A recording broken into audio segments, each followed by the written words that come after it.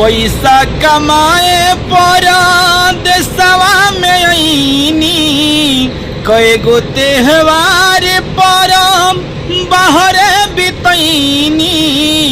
पैसा कमाए पर देशवा में आईनी, कई गो त्योहार पर बाहर बितैनी।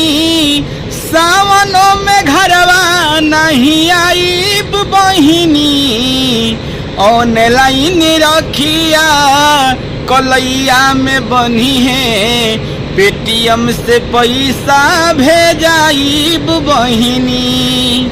ऑनलाइन रखिया कलैया में बनी है, पेटीएम से पैसा भेजाइब बहिनी।